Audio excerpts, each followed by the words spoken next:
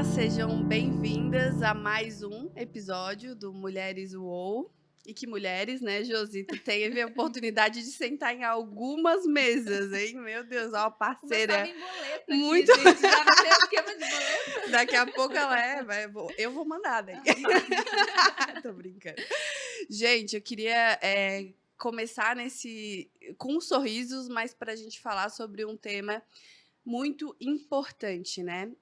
O nosso tema inicialmente se chamava luto e superação, e aqui entre essas 4 mulheres a gente mudou para luto e ressignificação. E vocês vão entender melhor o porquê dessa mudança. Então, eu vou apresentar brevemente aqui, vocês vão poder entender melhor a história dessas mulheres. Mas eu queria muito falar o porquê desse tema, o porquê desse assunto, num podcast onde a gente falou até agora sobre empreendedorismo, sobre várias coisas legais, né? Sobre dinheiro, sobre riqueza, e de repente a gente vai falar sobre luto, né? A gente vai falar sobre esse tema porque a nossa intenção é tocar o coração de mulheres. E existem mulheres feridas nessa área, né? Tem mulheres que estão passando pelo luto e elas não se sentem dignas, elas não veem uma forma de sair desse luto. E a gente quer conversar com essas mulheres também, né? Mulheres que amam mulheres e amam todas as mulheres, né? A gente tem um espaço aqui aberto não só para falar sobre dinheiro, sobre coisas que dão certo, mas sobre coisas que são necessárias, né? Que nos machucam e a gente precisa de cura. E a gente só cura falando, a gente só cura com o outro, dificilmente a gente cura sozinha, né? A gente não cura sozinha, né? Então a gente está hoje aqui com a Lu Figueiredo, psicóloga clínica, e ela faz um trabalho aí muito relevante nas redes sociais e importante, falando especificamente sobre o luto. Outra Lu, a Luana Mafra. A Lu é doula há 7 anos. Quantos partos você já não viu, né, Lu? Nossa, ela é mãe do Arthur e da Eva, que são estrelinhas, e da Liz, que tem 6 anos. E a Josi? Nossa, Josi, empreendedora e uma mulher incrível. E hoje ela vai dar a oportunidade do Mulheres UOL de receber essa história. E eu tenho certeza, Josi, que a gente vai curar muita mulher com essa história de hoje. Tenho certeza. Tô pronta. Além dessa mulher incrível que vocês já conhecem, hoje ela está aqui como mãe do João Lucas, que é uma estrelinha, e da Milena e de uma pet da Sofia. Sofia. Gente, como eu falei, a intenção dessa mesa é cura, é falar sobre histórias num tom de respeito, de honra e trazendo o. Eu acho assim, né? A gente falou ali, não tem como superar, tem como ressignificar. Então, vamos ajudar essas mulheres a ressignificar? Lu, se tu quiser começar pela tua história, fica à vontade. Gente, eu casei, né? Um mês depois eu engravidei. Foi assim, muito rápido. Como uma pessoa que já gostaria muito de ser mãe, sempre quis ser mãe, contei para todo mundo, né? Aquela coisa que a gente posta no Facebook, Instagram, e contei para a família, porque a gente ficou muito feliz com a notícia. Com 8 semanas, a gente foi para fazer os exames e o nosso bebezinho não tinha mais batimento. Essa semana, inclusive, eu ouvi falar a respeito disso, de a gente muitas vezes esperar os 3 meses, a gente sabe que é aquela parte mais crítica, né? Que tem realmente um índice maior de abortamento, mas também, se a gente espera, isso quer dizer que o luto ele não pode ser falado. A gente não pode dar uma notícia ruim para alguém. Né? Então, acho que eu Como se não queria... existisse, né? Aquela vida. Exatamente. E ela existe, Né? né? A gente sabe que não é normal, mas é muito comum a primeira perda gestacional. Inclusive, nem é feito rastreio na maioria dos casos, né? Por conta disso. E a partir da hora que a gente tem um positivo, a gente já vira mãe, né? Não vou falar nem da parte dos pais, porque alguns são mais, né? São mais integrados ali com a gestação, outros não. Mas para a gente já é algo muito real. E a gente escuta muitas coisas que a gente não espera escutar, como, por exemplo, não te preocupa, daqui a pouco vem outro bebê, lembrando que nenhum filho substitui o outro, né? Era só no início. Gente, 8 semanas, não é no início. Veio positivo, você já é mãe. E já existe uma frustração, porque você já espera aquele bebê. Sim. E além disso, é, depois você acaba conhecendo histórias de outras mulheres, inclusive da família, que você nem sabia que tinham abortado. Porque ninguém fala. Porque ninguém. E quando a gente cala, a gente supera, entre aspas, sozinha, né? Então, Lu, né, já te dando super parabéns, assim, gente, porque ninguém quer falar de luto, né? E você escolheu essa área para levar mais vida aonde existe esse desdobramento, né? Eu tenho muito isso com a Eva, eu aprendi a ressignificar, né? Então, hoje, para mim, luto não é perda, luto é transição dessa vida para uma outra. Sério. Então, eu acredito nisso. Foi mais fácil para mim me perceber como ainda sendo mãe da Eva. Né? Porque a gente fala sobre, vira estrelinha, né? Parece que é tão distante assim, mas de fato eu acredito que ela está presente na nossa vida. O nosso pequeno Arthur, né? Então, a gente era 8 semanas, a gente não sabia o sexo, obviamente. Mas a minha filha ali sempre disse que era um menino. E eu sentia que era um menino também, então acreditei nessa conexão. E fazendo, né, constelação, entre outras coisas assim, para me ajudar também a entender esse processo, a gente decidiu que ele precisava ter um espaço na nossa família. E foi ali que a pessoa já estava emocionada. Por isso que eu coloquei um lencinho, gente. E foi por isso que ele veio, assim. Ele não é tão falado, né, dentro da nossa história quanto a Eva, porque a Eva, a gente passou por toda uma gestação até o final, teve um parto. Eu fiz questão de fotografar esse parto e de falar sobre esse parto, porque eu atendo várias mulheres e é muito fácil a gente falar de uma gestação que é toda linda, né? Principalmente com esse bebê que já é saudável, que já é esperado, mas a gente não fala dessa perda que pode acontecer, né, durante a gestação e, como foi o nosso caso, que foi um natimorto, né? A Eva, ela começou o trabalho de parto com a gente, né? Com batimentos, eu sabia que ela estava vivinha, porque eu auscultei o coraçãozinho dela antes de sair de casa. Foi um parto induzido.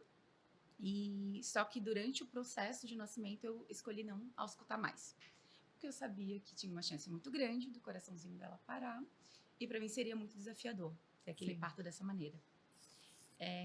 Fui muito acolhida. Mas, Lu, conta um pouco, assim, essa gestação da Eva, para mim conseguir entender, assim. Eu entendi bem a do Arthur, foram 8 semanas.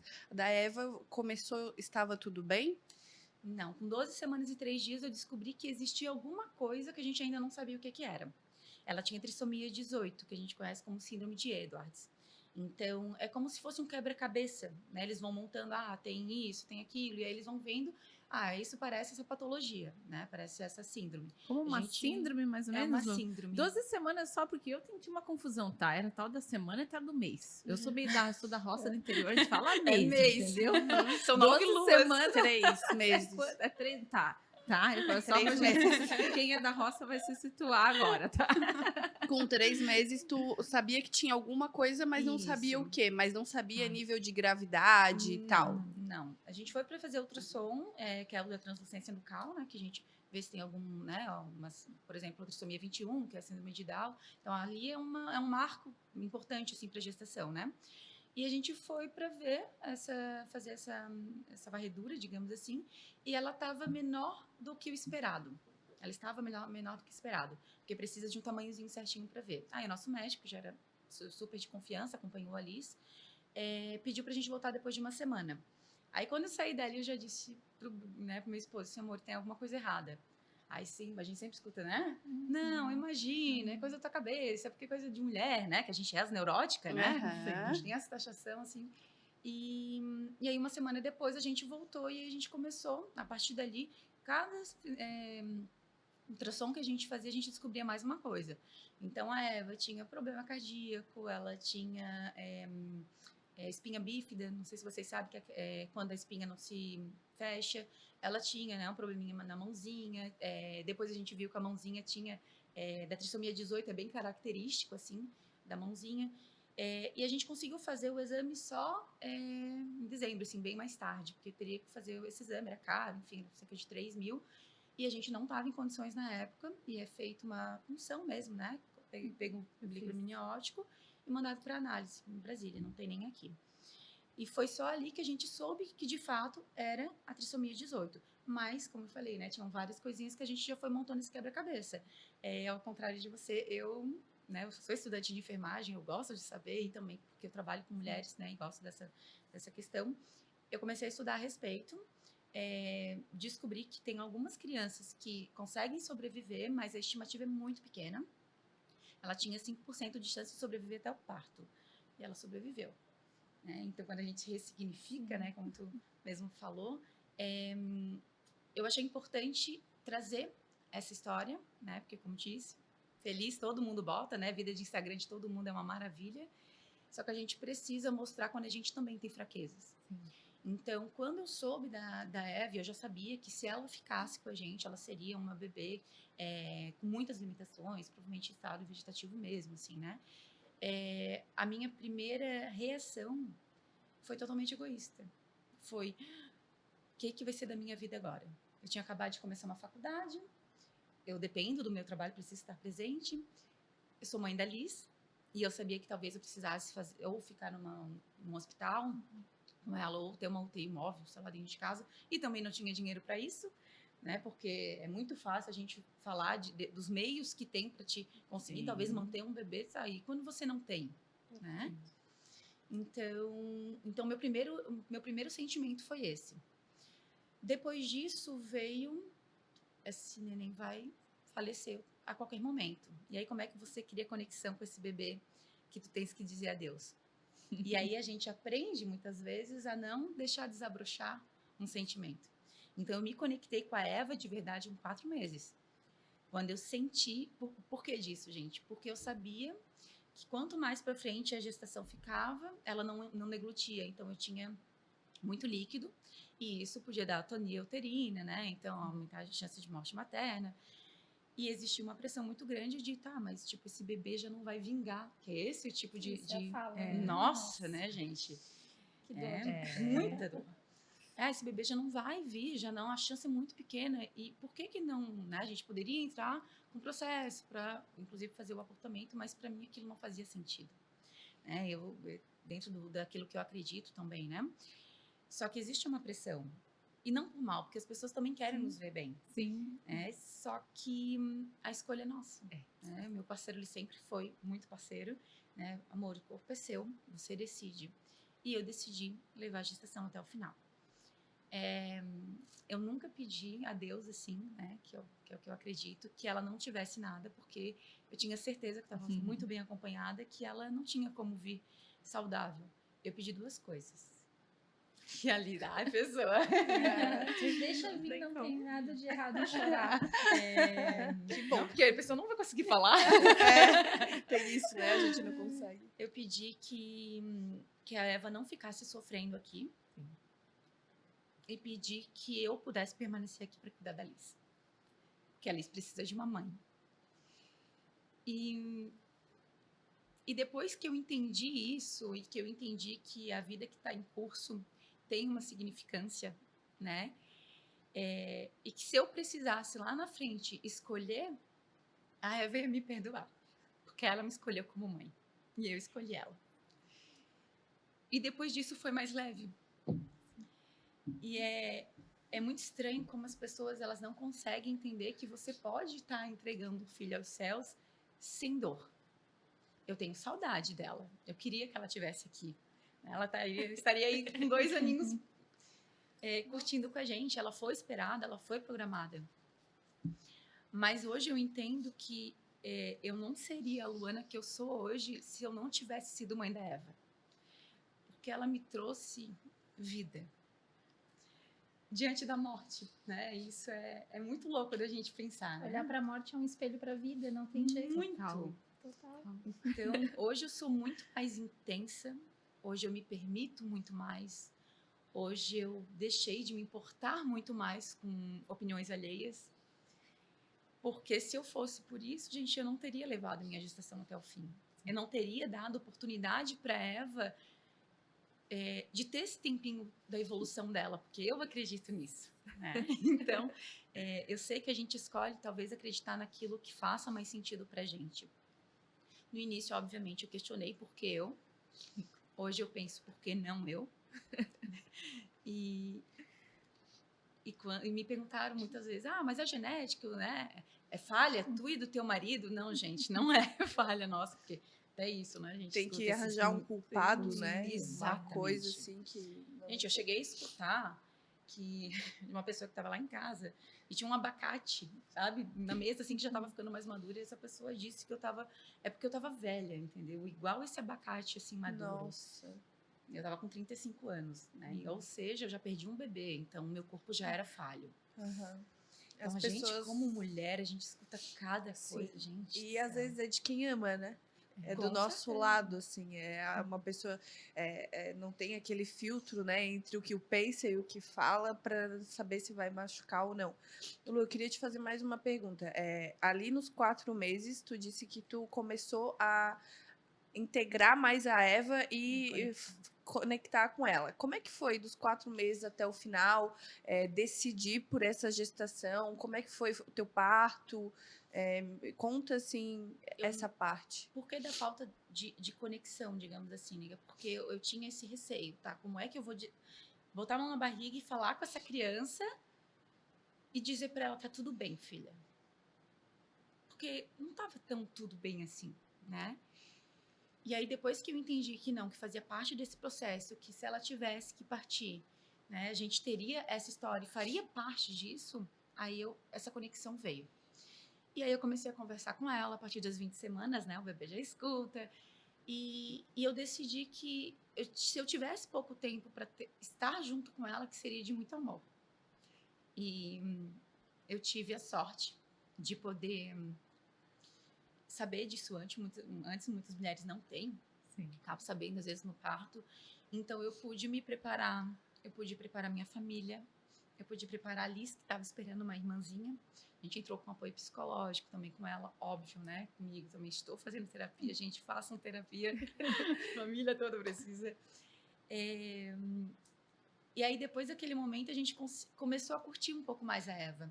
Eu não fiz enxoval, eu decidi não fazer. Inclusive foi uma amiga que tem uma loja que me deu umas roupinhas assim bem recém-nascido, que ela tinha 1 quilinho, né, então tinha que ser bem prematura assim. Eu separei 2 roupinhas para ela, uma para quando ela nascesse e outra para enterro. Eu sou capricorniana, né, gente, então sou metódica, assim, eu preciso estar com tudo muito organizado. E eu inclusive organizei aonde a Eva seria enterrada, porque eu já sentia que isso ia acontecer logo depois do parto. Foi o momento mais difícil da minha vida, porque eu levei a minha filha com vida para ver onde ela ia ser enterrada. Mas eu também não queria que meu marido fizesse isso depois, porque ele também estava perdendo uma filha. Então eu não achei justo. A Eva foi enterrada em Antônio Carlos, que é a cidade do meu pai, né? Porque eu queria um lugar que me trouxesse paz. E lá é esse local. Então todos os trâmites a gente já deixou pronto. Eu conversei com o pessoal da maternidade onde ela nasceu, que foi no William. Expliquei para eles que para mim não fazia sentido ficar reanimando ela se acontecesse, porque ela tinha um problema cardíaco, enfim, tinha um monte de questões assim que ela só ia ficar sofrendo. É óbvio que se eu soubesse que ela teria uma sobrevida, que fosse algo digno, eu estaria ali como mãe para ela. E nas minhas orações eu sempre falo isso. Se for para vir nesse corpo de novo, eu estou aberta para isso, para recebê-la da forma que ela quiser vir. O parto da Eva a gente internou, né, para uma indução, porque cada semana que passava, essa barriga crescia demais. Eu já via olhar da minha médica, tipo, Lu, a gente vai ter que interromper daqui a pouco, Lu. E isso para mim era muito difícil, porque naquele momento eu estava optando pela minha vida e não por mais alguns dias dela. Sim. E na hora do parto, a gente estava feliz, por incrível que pareça, gente. Porque eu sentia que meu papel também como mãe ali estava sendo findado e que eu acreditava muito naquele ciclo e acreditava no que Deus tinha proposto pra gente, né? Foi um parto, obviamente, difícil, mais difícil do que o da Eva, desculpa, da Liz. Eu solicitei analgesia de parto, porque psicologicamente estava muito difícil, e no da Liz eu não, foi totalmente natural, mas chegou um momento que eu olhei para o meu esposo e disse, amor, tá insano, e não é para ser assim. Eu trabalho com parto, né, gente? Eu acho que o parto, ele precisa ser respeitoso, acima de tudo. Para mim não fazia sentido fazer uma cesárea, porque eu estaria botando em risco a minha vida também, né, por ser uma cirurgia, enfim. E porque eu também queria dar tudo que eu pudesse para Eva. E eu achei que esse processo de nascimento também tinha que ser de uma forma natural. A Eva nasceu sem vida. É óbvio que quando a gente recebe um filho, a gente procura a vida nos olhinhos assim. Mas eu tinha ciência, mesmo sem saber, que ela tinha partido. Eu sentia. E o processo... Foi um parto natural. Foi. A gente fala que é um parto normal porque teve a analgesia, né? Então não foi totalmente natural, mas foi via vaginal. E no momento do expulsivo, gente, foi muito difícil porque é um momento de pura entrega, né? E eu não conseguia, naquele momento, coordenar. E aí a Mari, que é um anjo, assim, a minha obstetra, ela disse, Lu, a Eva precisa nascer. Só que ela não consegue sozinha. E aí eu entendi, né? Se tá tudo bem. É isso. Aí eu respirei profundamente. E aí eu disse adeus. E aí eu consegui fazer ela nascer. Ela veio direto pro meu colo. Foi registrado, né? A gente tem esse registro nas minhas redes sociais. Porque ela merece ter a história dela à vista. A Liz merece ter um registro da irmã dela, porque a irmã dela não virou fumaça. Ela existiu dentro da nossa história. Ela veio pro meu colo. Um tempo depois, logo depois do nascimento, a Liz entrou. A Liz que tirou o vernix, né, aquela gordurinha do rostinho dela. Ela botou a primeira fralda, ela botou a primeira roupinha. Ela ninou a Ivan. Com quantos anos? A Liz estava com 4 a 5. E ela queria fazer isso, porque é a bonequinha dela. Claro que a gente explicou para ela, né, de uma forma muito lúdica, que a maninha provavelmente já ia virar estrelinha assim que nascesse. Expliquei para ela, filha, porque ela tem um coraçãozinho mais fraquinho. E disse que às vezes o Jesus, ele sente saudade da gente. E às vezes ele chama a gente antes. Que ela estaria com as pisas, que ela estaria bem cuidada, que o maninho estava com ela. Mas ainda existe falas, né? Por exemplo, ela estava esses dias andando de bicicleta, ela disse, mãe, tô com saudade da Eva. Eu disse, a mãe também tem. Aí ela disse, eu fiz tantos planos com ela, mãe. Eu queria botar ela na cestinha da bicicleta. Pra gente brincar. Então, são dois corações, sabe, gente? Porque tem toda uma perspectiva, assim, né? De ter esse bebê, essa nova vida, esse cheiro de fralda dentro de casa, né? E não aconteceu. Eu fui extremamente respeitada, assim, dentro desse processo.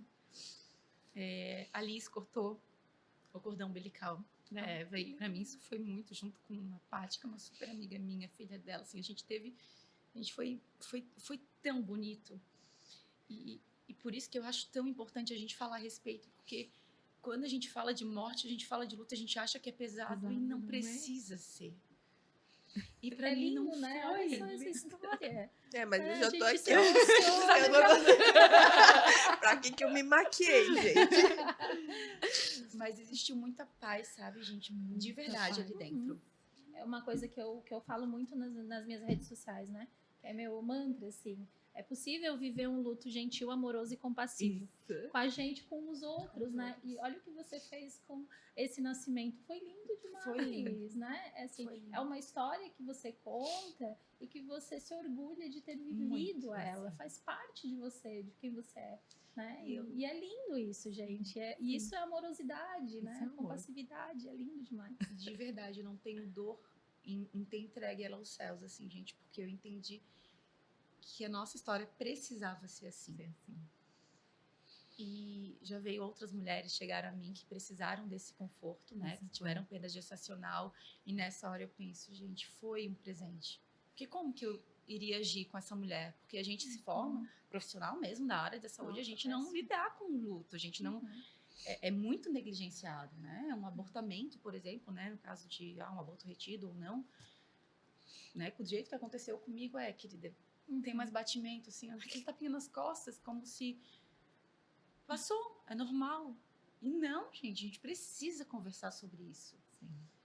Porque existe uma expectativa mesmo sobre tudo aquilo que está acontecendo. E não é fácil a gente entender que o nosso corpo falhou. Porque é isso que a gente pensa. O nosso corpo falhou. A mãe traz a culpa pra ela, Eu né? não fui digna de uma vida. Isso tudo passa pela nossa cabeça, gente. De verdade, assim. E aos pouquinhos a gente vai amadurecendo. Sempre com a idade, gente. Eu tô com 37 anos, né? Tá. A pessoa gosta de botox, tá sem, mas... Mas não parece mesmo. Eu daria aí uns 25.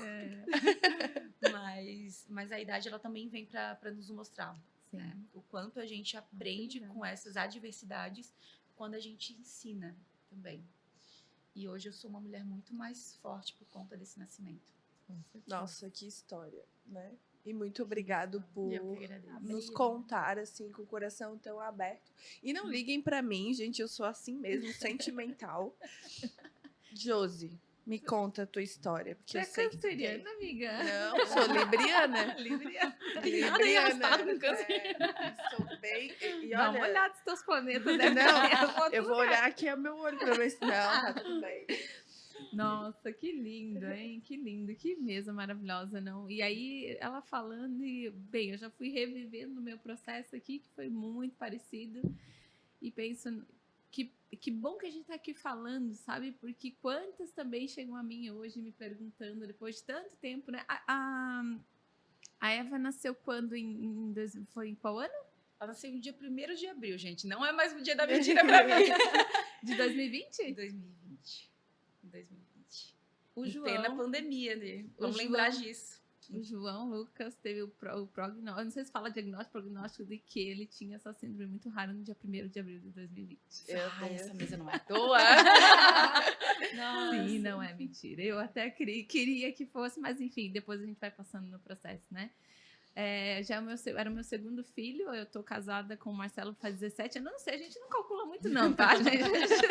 Faz Não, muito tempo. a gente para de contar. A minha base é a Milena tá com 17, é isso aí então. A gente tá uns 17 anos juntos, a gente tava ali uns 16, sei lá, por aí. Que é uma história legal também, né? História É a história porque ela buscou esse relacionamento, Eu busquei né? muito esse relacionamento. Quando eu vi o Marcelo, eu falei assim, nossa, eu me apaixonei, meu guri do restaurante. Escrevi um ano na minha agenda, esse meu guri do restaurante. Até que a gente acabou ficando junto mesmo. Só Eu deu... escolhi também. Eu escolhi. Cadê? A gente já tá. Ele não é pai da Milena, ele não é pai biológico da Milena, né? Mas, meu Deus, é o pai total. Ela tem paixão, ela chama de pai, ele também tem como filha, mas biologicamente não é, né? Então a gente já tava aos 13, 14 anos juntos. E é aquela coisa, né? Quem tá na chuva é pra se molhar, gente. A gente sabe o que a gente faz, né? Então a gente sai na chuva pra se molhar. Não estava esperando, mas aconteceu. E no dia que aconteceu, eu falei assim, eu tô grávida. E realmente foi, tá? Então eu tinha certeza, que era no dia 10 de novembro de 2019. Eu tinha certeza que eu tava grávida. Eu falei assim, agora eu tô grávida, agora pode ficar tranquilo. E aí, foi bem interessante, porque logo em seguida eu tive um sonho. E Deus falou assim pra mim no sonho: debaixo da terra que tu escolheu para morar, porque a gente fazia 10 dias que a gente ia se mudar de apartamento. E tu vê, nós estávamos 13, 14 anos juntos, a gente não tinha engravidado, eu não tomo anticoncepcional faz muito tempo, tá? E ali eu escolhi pra gente mudar de apartamento e Deus me mandou em sonho: debaixo da terra que tu escolheu para morar existe um mar azul de prosperidade. E aí quando eu engravidei, eu falei assim, é menino. Menino, porque Deus falou que existe um mar azul de prosperidade. Falei, ok, a gente seguiu todo felizão, né? Pra ele, pai de primeira vez, todo o processo, porque a Mileninha tinha 1 ano e pouquinho quando a gente ficou junto, né? Então já pegou mais prontinha. E aí, no dia 1º de abril, a gente vai fazer o exame de... Adolescência. Eu acho que esse já foi o do... que já tava com 4 meses, então, né? Morfológico, com 20 Isso, semanas. esse aí. A gente foi fazer o morfológico. E aí, no morfológico, tá lá uma japinha médica. Dá ali na minha barriga, dá ali. Eu, né? Muito assim. Ai, Jesus!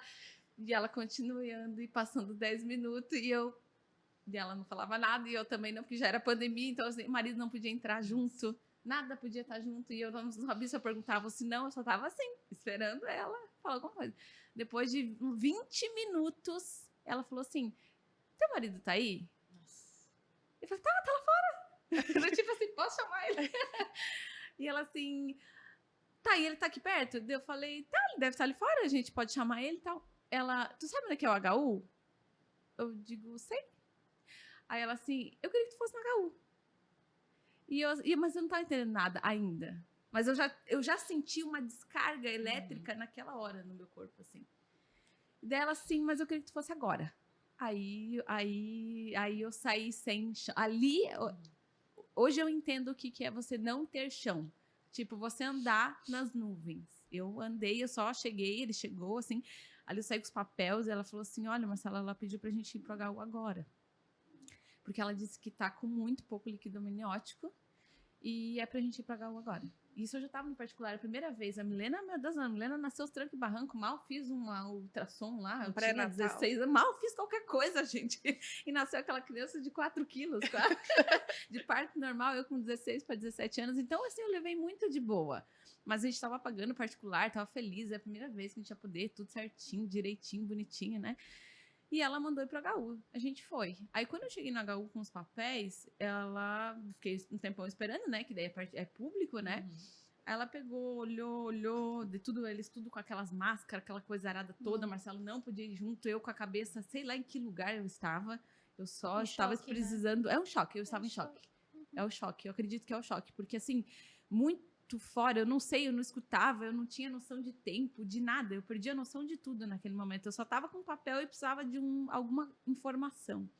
Aí ela, assim, pegou tudo. Só um pouquinho que eu vou lá falar com os outros médicos. Aí ela foi. Aí ela voltou, doutora Raquel. Olha, Josiane, assim, foi explicando e tal, líquido, e a gente na inocência, né? Sabe o que eu perguntei pra ela? E se eu tomar bastante água? E ela assim, Josi, nem aqui, nem se eu te mandasse lá pro Japão, nesse caso aqui, eu não tenho como resolver. Mesmo, não tem. Ele tá com 0 líquido amniótico. Isso é uma coisa que tem que vir naturalmente do bebê e tal. Então ali eu saí, assim, eu lembro, eu não sei se eu chorava ou se eu não chorava, mas eu estava em estado de choque. Ali eu estava em estado de choque mesmo, assim. E eu acho que a coisa mais doída é quando a gente estava chegando em casa, eu não conseguia nem explicar pro Marcelo não entendia nada, coitado. Mas eu cheguei em casa, a Milena estava esperando a gente com um balão rosa e azul. Ai. Ela até botou balão na Sofia, tadinha. A gente já estava demorando mais que o normal, né? A gente chegou em casa, tava cheio de balão rosa e azul, e a Sofia com os balão rosa. A Sofia é a nossa cachorrinha, né? Tudo amarrado nela pra gente ver se ia ser menino ou menina. Não deu pra ver, porque ali não foi constatado ali, acho que demorou um tempo ainda para ser constatado que ele tinha uma síndrome muito rara que se chama cerimonialia, acho que é, né? O nome técnico do negócio ali, né? Mas é a síndrome da sereia. Esse é o nome, a síndrome da sereia. O que é a síndrome da sereia, né? As perninhas ficam juntinhas e só os pezinhos assim ficam no finalzinho, sabe? Bem, ali eu fiquei uns 4, 5 dias de cama, assim, eu não entendia mais nada, nada, daí vem esse sentimento, por que comigo? Né? O que eu faço com essa informação? Para onde eu vou? Eu lembro que até no mesmo dia ainda eu não, como estava tudo, tanta informação e nada fazia sentido na minha cabeça, eu ainda fui pro Hospital de São José, na maternidade de São José. Cheguei lá e menti, eu não sou de mentir, tá, gente? Mas naquele momento eu quis mentir, porque eu precisava de uma contraproposta, sabe? Eu que sou dos números, eu precisava que alguém que não tivesse nenhuma informação me dissesse alguma coisa. E a minha esperança é que fosse uma outra informação, que os médicos de lá tivessem errados, né?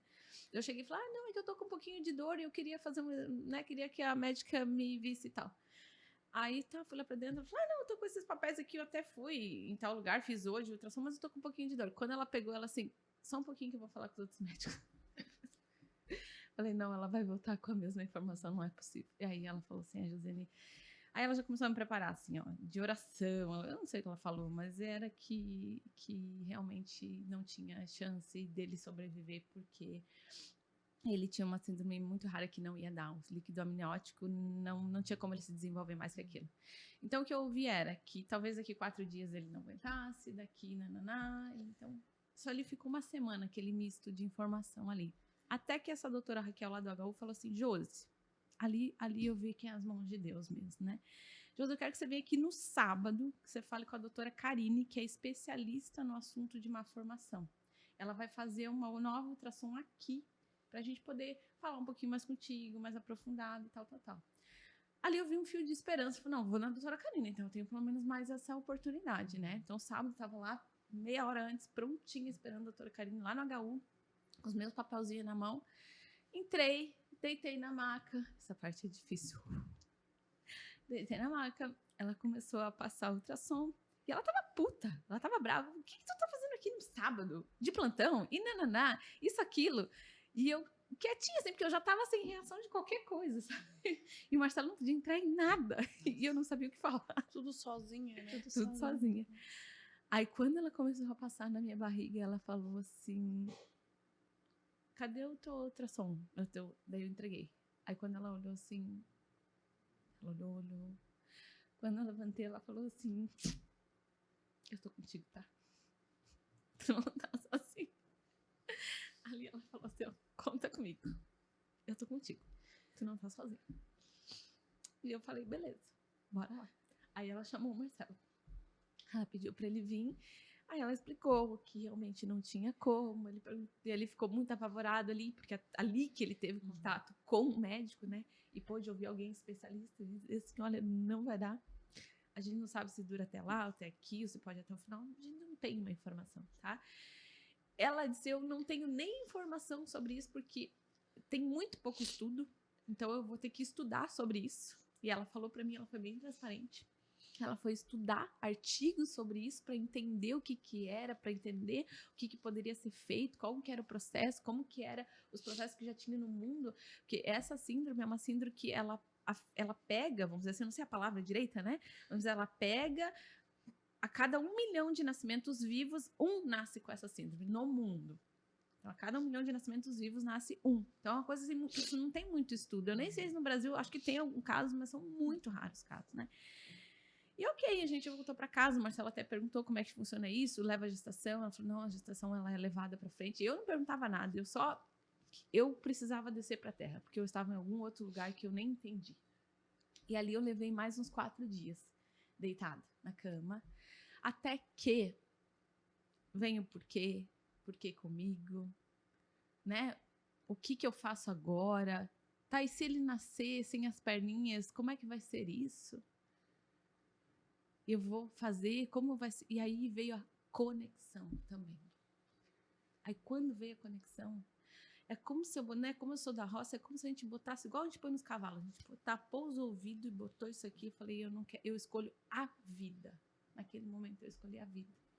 E escolhi não falar, não falar, mas assim, não ficar, eu até fui pesquisar um pouquinho, quando tu joga lá no Google, vem fotos, vem algumas crianças, mas quando eu comecei a pesquisar, eu falei assim, mas eu não tô entendendo nada disso aqui, eu não sou médica, eu vou parar de pesquisar isso aqui agora, eu vou cuidar do meu filho, e eu decidi cuidar dele, passar a mão na barriga, levar para tomar sol, para cuidar, continuei normal.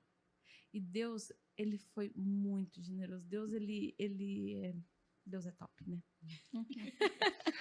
Porque ele escolhe as mães. Depois eu vou te falar uma frase que há poucos dias ainda chegou para mim, essa frase, que aí a gente entende, né? Nessa hora vem o porquê comigo, e vem tudo mais.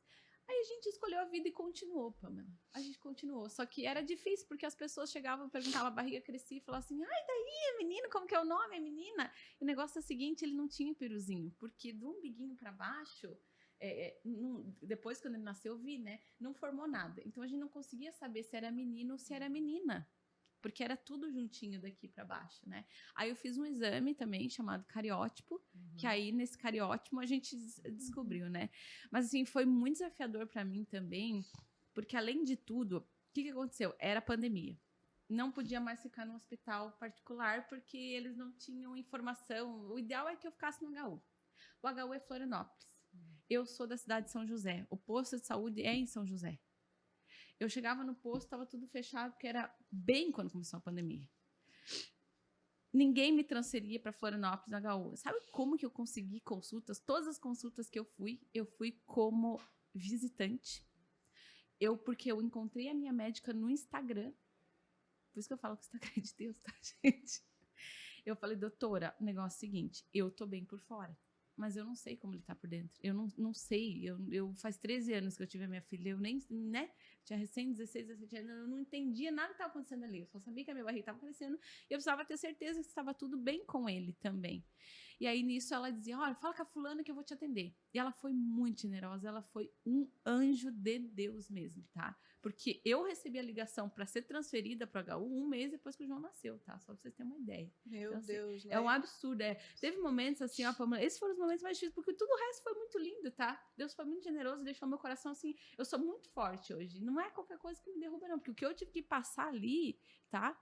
Ir no HU, ficar em fila, esperando para daí conseguir um nananá. Aquela coisa toda foi. Eu consegui umas 3 consultas no máximo, como visitante, que tipo, eu esperava todo mundo entrar e daí eu ia. A parte mais difícil era voltar pro carro. Sentar no carro, o Marcelo não podia ir comigo, porque não entrava. Eu ia dirigindo sozinha. Escutava tudo que eu escutava. Tava cheio de... Como na HU eles são... É o hospital universitário, então tava cheio de gente na sala. E eu queria perguntar. Mas eu também não sabia nem o que perguntar. E aí eu olhava e falava, olha, tá vendo aqui? Explicando pros estudantes e eu olhando, né? Aí eu só perguntava assim, daí, tá tudo bem? Voltou o líquido? Eu lembro que um dia ela falou assim, Josiane, qual parte que tu não entendeu? Que não vai dar. Mas eu ia com esperança. Até teve um senhor que era médico lá há 30 anos, ele falou, olha, Josiane, ele foi bem legal. Ele falou, eu sou há 30 anos que eu faço isso aqui, ó, tá? Passar esse negócio na barriga de vocês e tal. E eu nunca vi um caso igual o teu. E disse, é um caso bem raro mesmo. Eu e a doutora Karine tivemos que estudar o teu caso, tá? E nisso a gente foi nesse processo. Eu lembro que, eu acho que foi bem importante, sabe? Chegar no carro, eu lembro que eu batia muito no volante do carro, assim, eu chorava muito porque eu precisava botar pra fora. E ali eu jogava, respirava e dizia, bora lá, filho. Vamos pra casa, vamos seguir a vida, porque tem muito ainda pra gente viver. E bora pra frente. Era isso que eu fazia, sabe? E Deus foi muito generoso comigo, porque ele me mostrou em 3 sonhos. O primeiro foi esse, que ele era menino e eu sabia. Então ele já tinha nome. No primeiro dia ele já tinha nome. A Milena falou, é João Lucas. É João Lucas. Depois, quando eu tava muito próximo dele, mais perto, assim, eu tive um sonho aonde o apartamento nosso estava perto da casa do meu pai. Aí que eu vejo que quando a gente conhece sobre constelação sistêmica, sobre constelação familiar, né, Deus usa tudo para nos ensinar o passo a passo e como vai ser esse processo.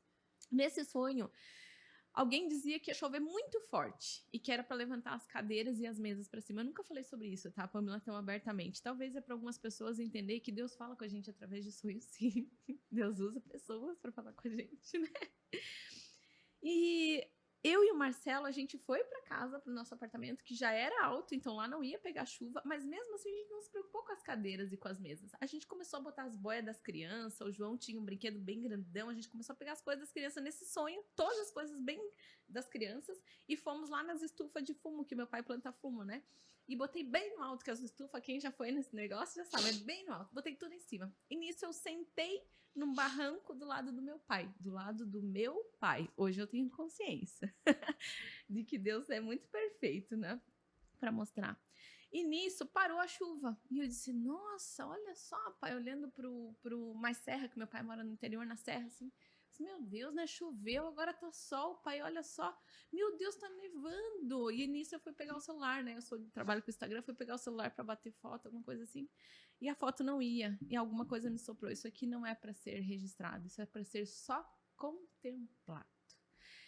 E nisso veio o sol, veio a chuva, veio a neve, e no final Deus falou assim: eu vou honrar a vida de vocês, porque vocês não se preocuparam com as cadeiras, nem com o sofá, nem com a mesa. Vocês só se preocuparam com as coisas das crianças. E ali eu tinha certeza que Deus ia fazer algo muito especial. Muito especial.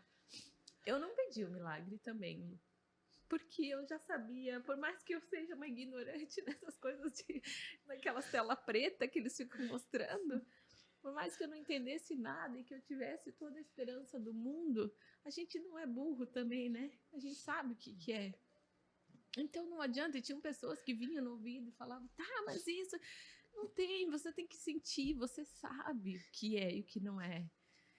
Não adianta você dizer que você não tinha fé. Claro que eu tinha fé, mas a fé não era sobre reverter algo que já estava certo, era sobre uma história que tinha que ser assim. A fé era justamente sobre isso, de que Deus ia fazer um milagre, mas o milagre da vida, e ele aconteceu.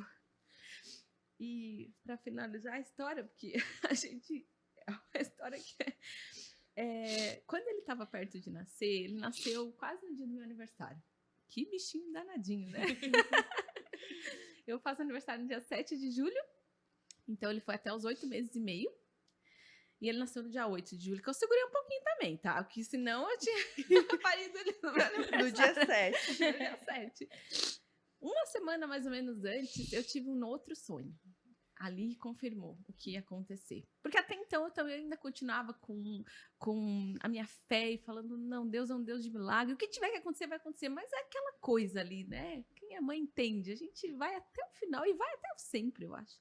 Aí Deus me mandou um sonho assim. Eu fazia um parto de uma vaca na frente da casa da minha mãe. Uma vaca teve um bezerrinho na frente, na porta da casa da minha mãe. E eu ajudava a vaca a fazer esse parto. E nisso, a minha avó mora muito perto da minha mãe, né? Meus pais já são separados há muito tempo, então eu morei um tempo com a minha mãe lá, depois com meu pai e tal. Talvez por isso essa divisão aí nesses sonhos. Eu sei que a minha avó falou assim, filha, vai lá, pra mim, né? Falou, vai lá e separa a vaca do bezerrinho, porque senão ele vai tomar todo o leite. E aí amanhã a gente não tem leite. A minha avó sempre fazia isso, sempre separava na estrebaria, né? A vaca do bezerrinho. Nisso eu fui levando a vaca e o bezerrinho até a estrebaria. Eu adorava brincar naquela estrebaria, né? Hoje ela não existe mais, mas eu adorava brincar lá. E nisso eu cheguei e eu menti pra vaca, o bezerrinho entrou e foi assim, andar num campo lindo, verde. E a vaca, eu tive que fechar a porta e deixar ela pro lado de fora da estrebaria e ela ficou chateada. E aí eu escutei que não era o momento de ficar junto, porque a vaca ainda precisava dar leite. Que essa separação era uma separação momentânea. Então, para mim, ficou a visão assim de que o João está num campo verdinho, lindo. Ele é branquinho. Ele é muito branquinho. E ele está num lugar que eu amava brincar. Que eu tinha uma liberdade imensa de brincar.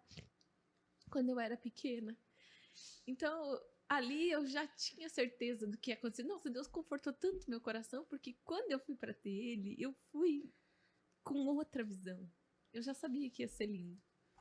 Bem, era pra mim andar com a carta, né? Não sei se tu, mas era pra mim andar com a dita carta e não sair de perto do HU. Porque como ia ser um nascimento diferente, a equipe médica precisava estar... né? Era um bebê diferente que ia nascer. Precisava estar a par daquela situação. Não deu tempo de fazer a dita carta.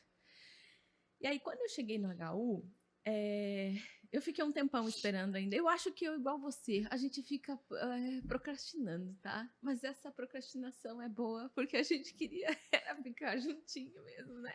Então eu fiquei lá fora sofrendo, segurando as paredes, e a mulher dizendo pra mulher, moça, a médica, ela já vai liberar. E eu lá, senhor, aquela coisa toda que a gente fica, né? Ali, eu esperando lá fora sozinha, que o Marcelo não podia entrar.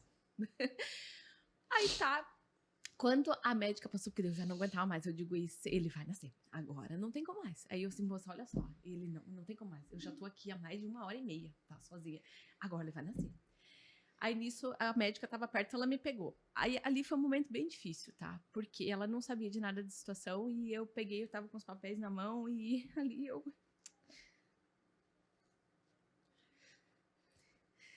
Deus sabe, Deus conhece o coração da gente, né? Porque eu falei assim, doutora, comecei a jogar todos os documentos na mesa e falar assim, não faz sentido essa dor.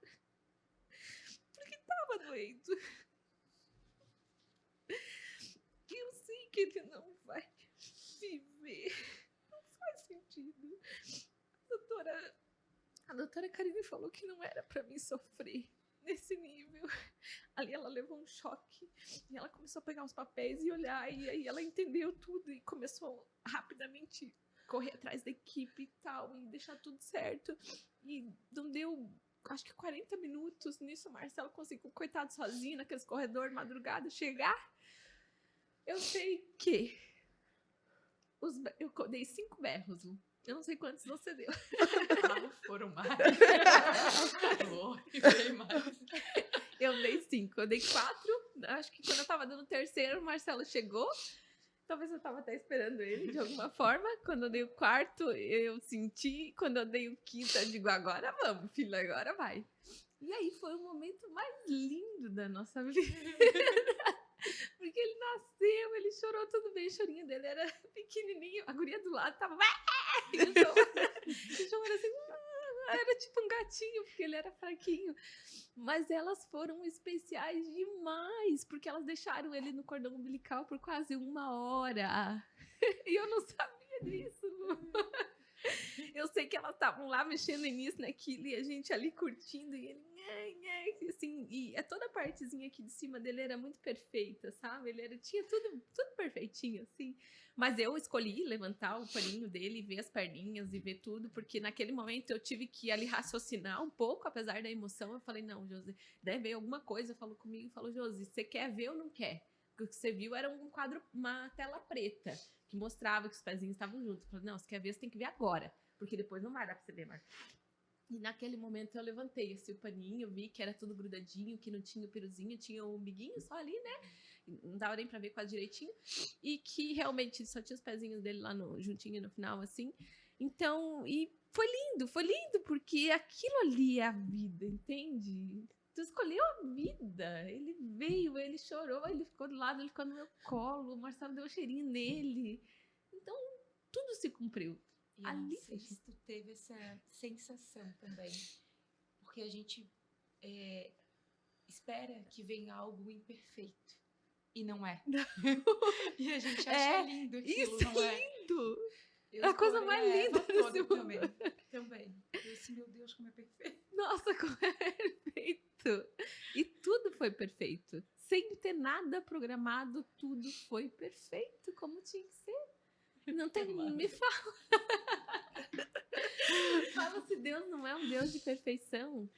Porque depois, aí só vem histórias assim mais magníficas, mostrando o quanto ele está presente, o quanto ele uniu a nossa família, o quanto ele está dentro de casa, ele, né, a gente tem outra visão de vida, Pamela. Você entende que morte, ela tá aqui, ela tá do lado, e ela, se me perguntassem hoje, Lu, Josi, você tem a oportunidade de mudar tudo, só que você não fica com ele na eternidade. Eu falo, não, pô, eu passo de novo. Eu também passei. Exatamente como tinha que passar.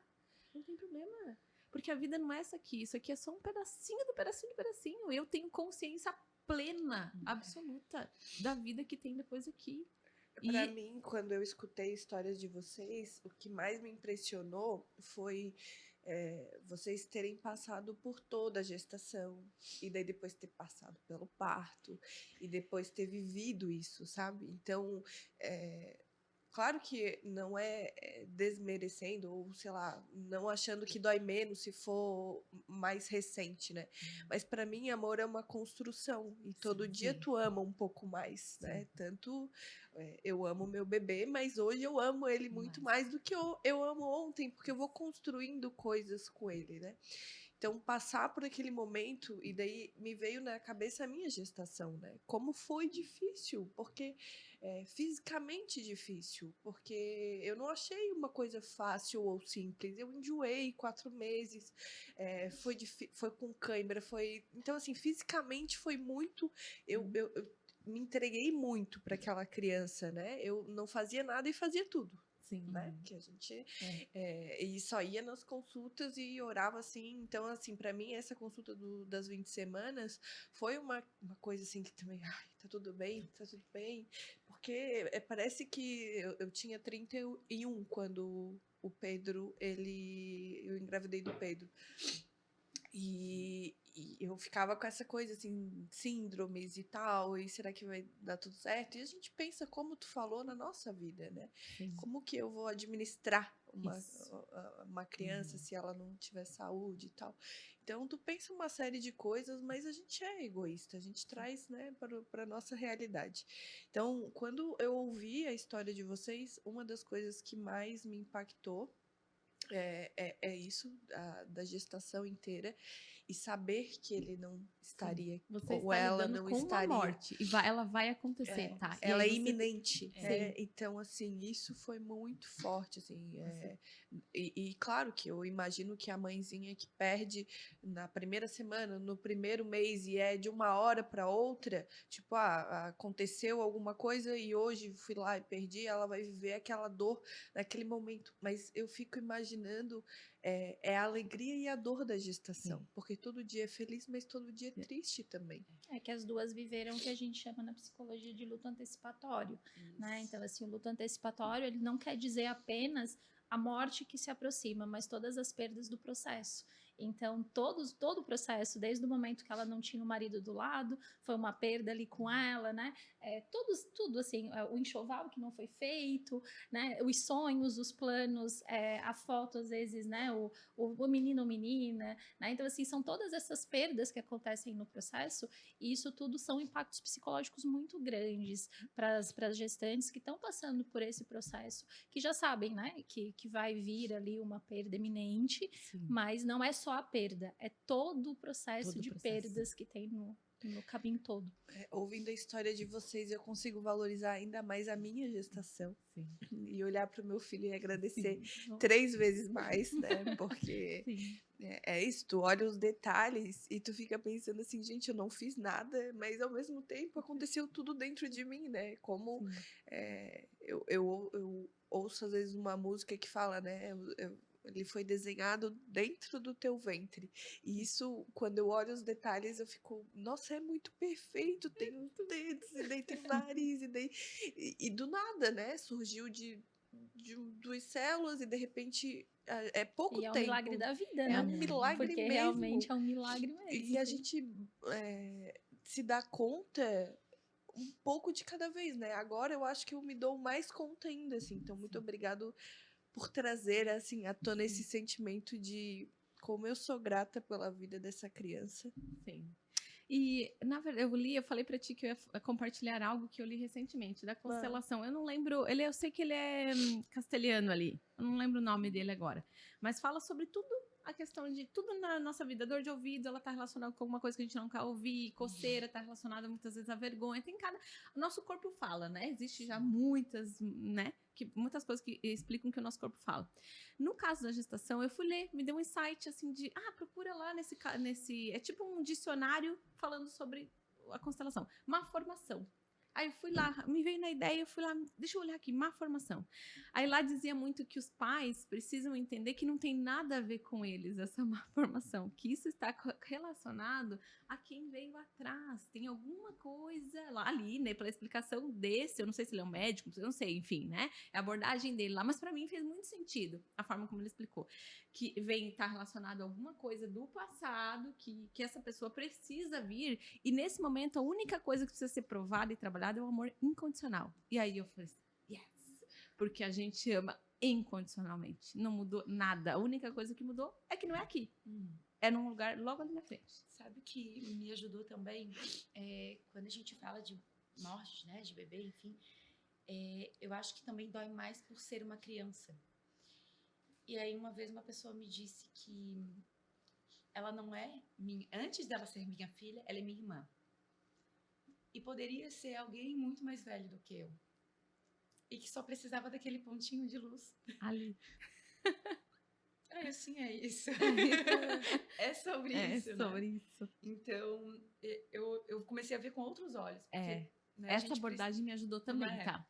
Fez muito sentido. E é uma coisa que faz sentido, né, Lu? Eu acho que é uma coisa assim que tu sente no corpo, entendeu? E desceu o download é aquilo ali, não se questiona. Porque não é uma questão de religião, não tem nada a ver com isso. É uma questão de interno. E também a honra, né, gente, de dar passagem para um ser desse. Sim. Né? Se a gente for pensar de verdade, assim, e das pequenas coisas, né? Tu falou sobre a questão do dedinho, não sei o quê. Sim. Eu lembro que uma vez eu gosto de dormir abraçadinha com a Liz, assim, de conchinha, né? Eu tava grávida, na Eva, eu lembro que eu encostei o ouvido, assim, nas costinhas dela. E eu nunca tinha parado para ouvir a respiração dela. E aí, naquela noite, né, eu pensei quanta coisa precisou dar certo para ela respirar sozinha, porque a Eva não conseguia. E por que a gente não é grato? Essas pequenas coisas, A né? gente banaliza o milagre, né? Muito. E é um milagre. Chega uma hora que tu tá tão acostumada com aquilo, com a saúde, com o bem-estar, com... Ele tá crescendo, se desenvolvendo, que eu acho que tu se esquece de agradecer. Né? Ai, gente, eu não podia fazer esse podcast. Eu tava muito chorona, não tem condição. Uma coisa que eu queria até ir te envolvendo, Lu, vamos falar para essa mãe que tá bem nesse processo, assim. Como é que ela volta à vida, né? Elas foram lá, fizeram seus partos, entregaram seus pacotinhos, não voltaram com eles para casa. E depois, né? Como é que continua a vida? Então, né, eu gosto sempre de usar muito uma metáfora com os meus pacientes, até para explicar um pouquinho o que é o luto, né? O que é esse momento que a gente enfrenta na nossa história e que a gente não é preparado, porque a gente não fala sobre a morte, a gente não fala sobre luto, a gente bota para debaixo do tapete, ninguém visita, né? Não sei como é que foi para vocês, mas normalmente as pessoas evitam, nem entram no elevador quando a pessoa passa, né? O enlutado passa, muitas pessoas passam por isso, porque não sabem o que dizer, né? Porque não sabem como conduzir. Então, é um processo muito solitário. A maioria das mães passam muito por essa invalidação. O luto gestacional, neonatal, é um luto não reconhecido. Socialmente, as pessoas não reconhecem, né? A sociedade como um todo não reconhece. Então, essas mães sofrem muito nesse processo, né? Então, eu sempre digo assim, que o luto ele é que nem a gente entrar numa caverna muito escura. Né? Só que quando você entra dentro dessa caverna, a porta foi selada. Você não consegue voltar pelo caminho que você entrou. Ela fechou. Não tem volta. E você se vê dentro dessa caverna escura, sozinha, solitária, e você quer voltar de qualquer jeito para onde você conhecia. Só que não tem como voltar. Então você vai ficar muito assustada, vai ficar muito solitária, e você vai entender em um determinado momento que você vai precisar cavar para sair dessa caverna. Não tem outra saída, a não ser você cavar com as suas próprias mãos para sair dela, né? Só que o processo é muito sofrido para fazer isso, porque vai ser cansativo, você vai cansar, você vai cavar muito, daqui a pouco você vai sentar e vai dizer, eu acho que eu nunca vou conseguir sair daqui, eu vou ficar aqui para sempre. Então, outro dia você vai estar muito animada e vai achar que, nossa, agora vai, né? E esse processo ele vai acontecendo dessa forma, até que vai chegar um dia que você vai conseguir ver a saída, você vai conseguir chegar nesse lugar, né? Você vai enxergar lá fora. Talvez você ainda queira ficar aí dentro por escolha. Tem muitas pessoas que escolhem, tem o caminho aberto, fizeram, mas dizem assim, eu quero ficar aqui com essa dor. E escolhem querer ficar pertinho dessa porta que está lacrada, que não tem volta. Né? Mas você vai conseguir sair. E por isso que a gente fala que o luto ele não tem uma superação, porque ele não tem fim. Né? Essas duas mães, elas estão aqui agora falando, emocionadas, isso é luto, porque luto é falta, é saudade. Então não tem como dizer que acaba. Então essa caverna, ela não deixa de fazer parte de você. Só que agora você tem livre acesso a ela, você sai e volta a hora que você quer. Você não está mais presa nela. E no começo do luto é meio que uma prisão, você não consegue imaginar de que forma você sai daquilo ali, você fica ali dentro, né?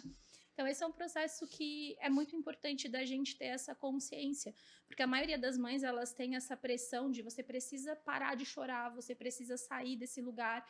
E esse é o processo muito ao contrário, porque a invalidação, né, leva cada vez mais à dor.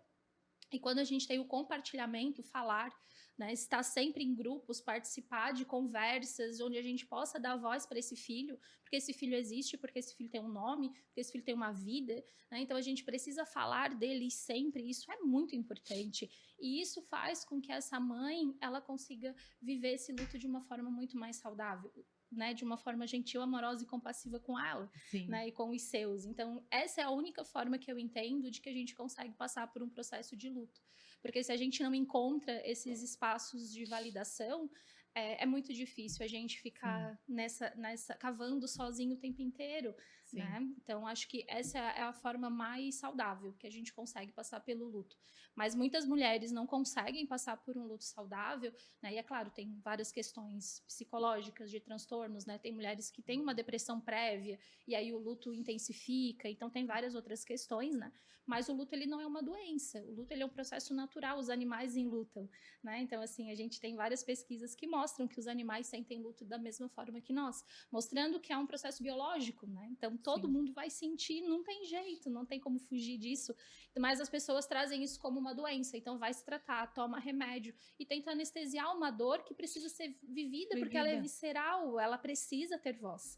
Não tem jeito, Não né? tem jeito. Faz parte também daquela mãe, né? Aquele processo, aquela vivência.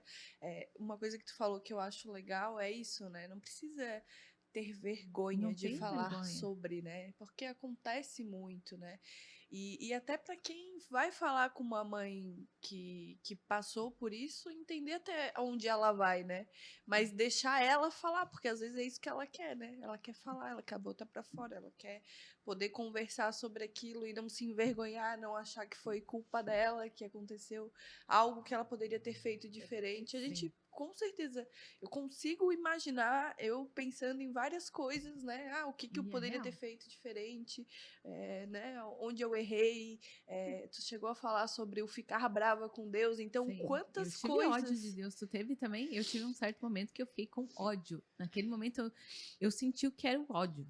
Eu lembro que eu olhei pro meu marido e disse, meu Deus, a gente não faz mal pra ninguém. Por quê? Mas é isso, a gente é ressignificar. Né? E Deus Mas conhece o não nosso coração, Ele sabe quando que a gente é humano, né? Exatamente. Isso é uma coisa que eu falo muito também para quando eu faço os atendimentos, porque a raiva de Deus ela é uma emoção que ela aparece no luto como um todo, né? Qualquer perda, a pessoa tende a ter a raiva, por quê? Porque a gente é ensinado que a gente pede atendido. Né? Então, assim, como que não fui atendido nessa questão, né? Só que quando a gente olha, por exemplo, a história de um grande mestre como Jesus Cristo, Jesus, no pé da cruz, o que ele fez? Ele questionou, Pai, por que tu me abandonastes? Mostrando pra gente que é humano a gente se questionar, tentar entender o sentido disso, né? Então, ele também perguntou, mostrando porque Jesus humano como era, nos mostrando que a humanidade é a gente questionar e tá tudo bem questionar. E a gente precisa normalizar essa emoção também, porque a gente tende a se culpar ainda mais, né? Nossa, eu tô com raiva de Deus, isso é errado. Mas é um processo de construção de sentido. Porque quando a gente se pergunta o porquê, a gente está entendendo para onde a gente está caminhando, que sentido a gente vai dar para essa história.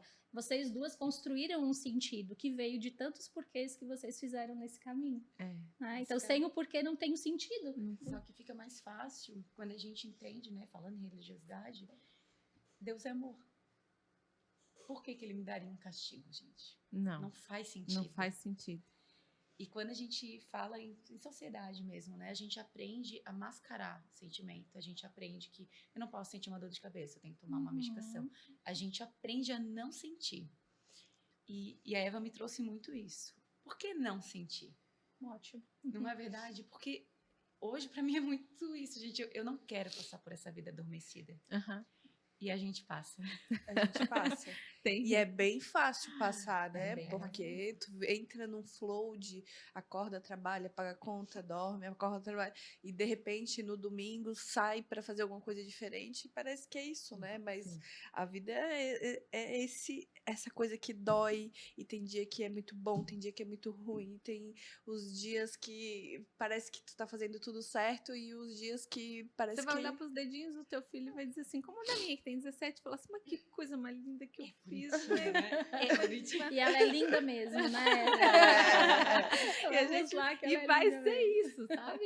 Isso é a coisa mais valiosa que tem. Pode terminar o resto, que aquilo ali é a coisa mais valiosa. Chega pra minha filha, como é que é tão linda, tão perfeita? Mãe, eu fez assim. Autoestima. Nossa, lá no outro andar. E também entender que tem uma, né, essa mãe que tá passando por isso, que ela também tem muito valor, né? E que ela também é muito necessária na vida das pessoas daquela família. Então, ela também precisa ficar bem, né? E encontrar esse caminho, né? Como eu saio dessa salinha Pedir escura. ajuda, gente. A gente fala na Pedir maternidade ajuda, no uhum. geral, né?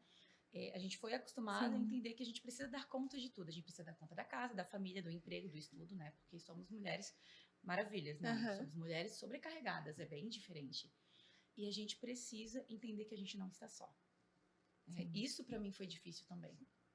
Saber que eu precisava aprender a estender a mão. Porque eu sempre me doei muito, né? Sou doa, né, gente? Sim, Eu não. trabalho sempre com a entrega. Tá? E Mas de repente pedir ajuda, né? Eu quero um colo, eu quero um abraço, eu quero uma palavra, gente, né? em plena pandemia. Isso para mim foi uma coisa bem difícil. Foi Assim, bem eu desafiador, enterrei né? a Eva no tempo de 2 horas, onde ninguém podia se abraçar. Eu não recebi um abraço nem dos meus pais.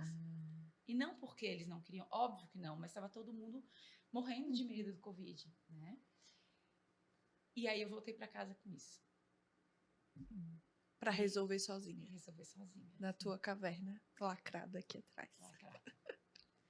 Eu tive no caso do enterro, foi algo que me tocou no coração. O Marcelo já estava fazendo toda a documentação e eu falei, não, ele tá frio, ele tá gelado. Eu sou muito intuitiva, assim, eu sinto muito. E o que eu sinto, meu marido não questiona, ele já sabe. Eu falei, não, ele tá gelado, não tá legal, tá frio, não tá legal. Eu disse, não, vamos levar ele, vamos colocar ele no peito da tua mãe.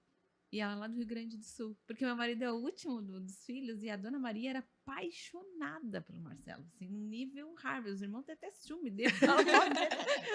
Tudo era pra Marcelo, tudo era pra Marcelo. Então, não sei. E eu tive uma coisa assim do tipo, eu preciso levar ele e colocar ele em cima do peito da tua mãe, tá? E aí ele, tá bom. E ele foi lá e resolveu tudo. E daí a gente fez a cremação para poder levar, né? Levamos e colocamos. E o meu coração se sente muito em paz. Muito em paz depois daquilo. Eu tô assim, ok, é só vamos dizer assim, é só um movimento de vida aqui, né? Como é que a gente fala? Assim, uma coisa que... não sei como é o nome disso, mas tipo, é um movimento que a gente faz aqui na vida, que em tese não tem nada de... É uma cultura, é um ritual, vamos dizer assim. Só que é um ritual que, pra mim, Josi, meu coração ficou muito quentinho.